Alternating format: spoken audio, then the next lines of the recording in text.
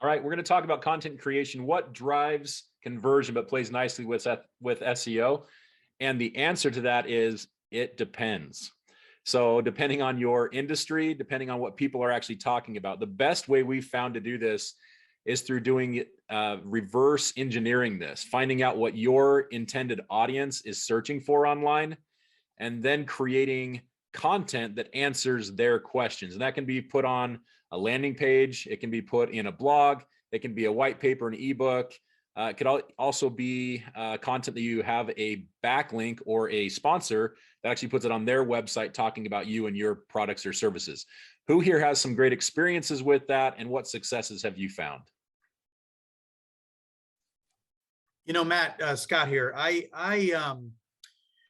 You know, a couple jobs ago was very focused on content in multiple sort of modalities, if you will. So taking a podcast and then turning it into a blog or turning it into a post, and always being cognizant of the subject matter of that podcast, which is where you started it, was germane to what you were trying to do from an SEO perspective, right? So if it was you know, what we used to talk about as a sales training company was what is on your customer's whiteboard, what's bothering them, what keeps them up at night. And if they're searching like, you know, my sales team's not selling, or I don't get enough out of my sales team, whatever the revenue impact problems they were having, we were trying to figure out what those phrases were. And we would use those as we set up the topic for the podcast, which then of course became something that we would write an article, you know, an 1,100, 1,200 word article about. So that really was very successful. And we watched our SEO dramatically change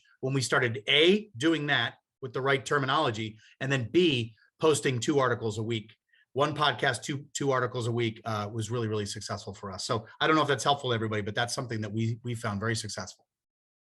Yeah, thank you, Scott. The days of SEO where you could just put tons of words on a page and it didn't even really, wasn't engaging. It didn't really answer anybody's questions. It was just a lot of words. And then Google would scan your site and see all these different words, and they'd start sending traffic your way.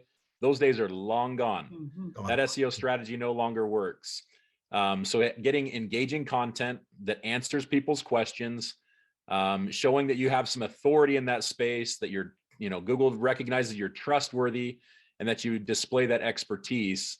That's really what they're looking for. In the SEO world, we call that EAT, the expertise, authoritativeness, and trustworthiness of your SEO are very, very important in all these new algorithms that Google puts out seems like every 5 days they're changing it up. But thank you for sharing that, Scott. Anybody else have an example of what's been really successful? Podcasting seemed to work really well for Scott.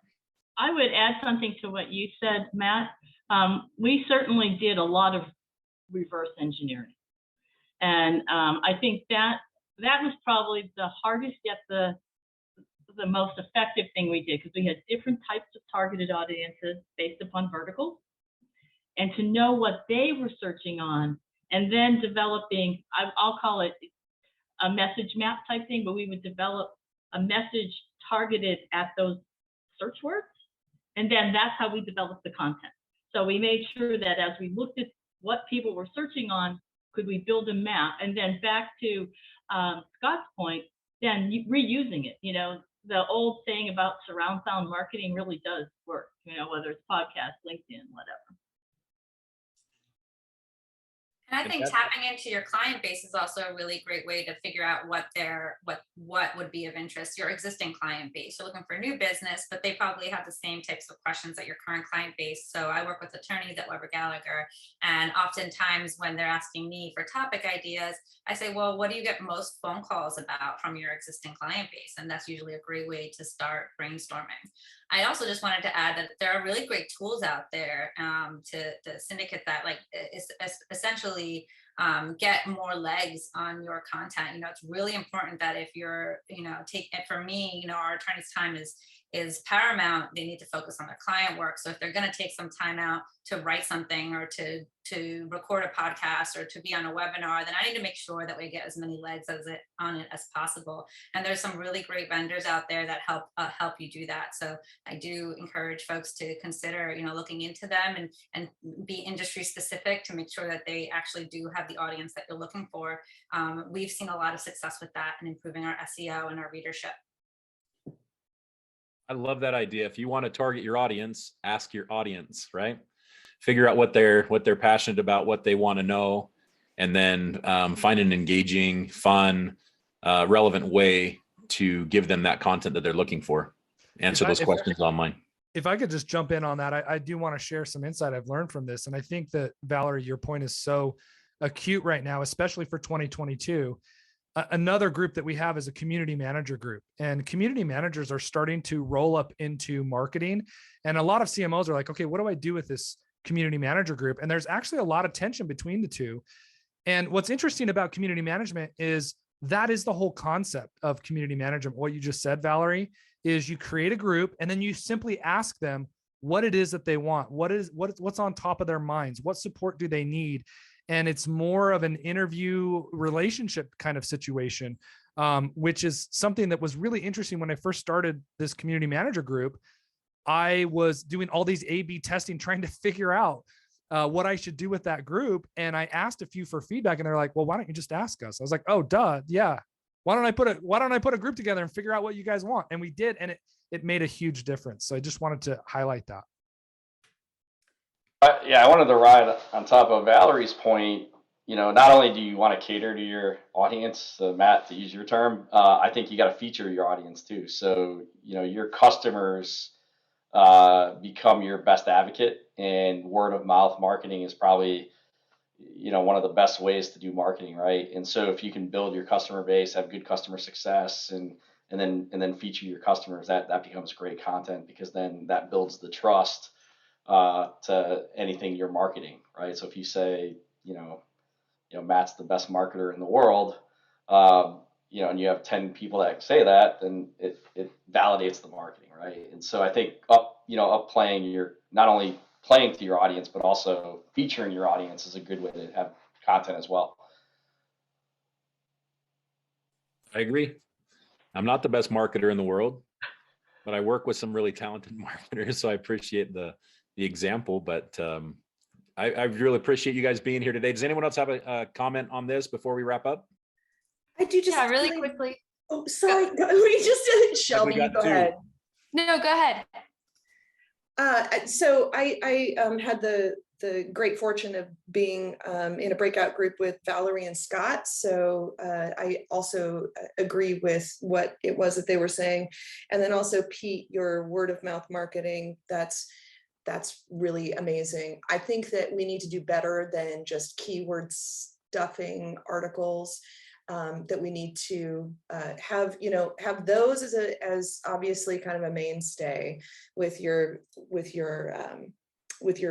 basic blogs and your basic content, but you also need to have thoughtful and informative pieces that are journalistic in nature, on the thought leadership from that standpoint.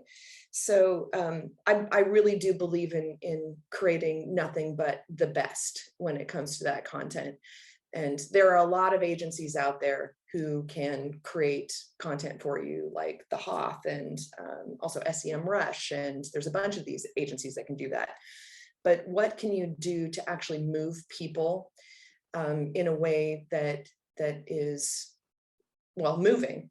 And again, sorry, I've got COVID, but so I'm not as thoughtful as I could be. But I think that being able to move audiences and really taking into consideration their time is important, to not waste their time. And I'll shut the heck up so that Shelby can take the stage. Shameless plug for Sylvia. Get to know her. She's super, super cool, very smart, talented, and she both does marketing stuff, and she does it for an HR company and kind of a community manager within an HR company. And she has always very, very good insight. So let her heal up, get over COVID, and then reach out and get on her calendar to have a virtual coffee, as Paul says, to get to know her a little bit better. And I hope you do that with everybody in the group.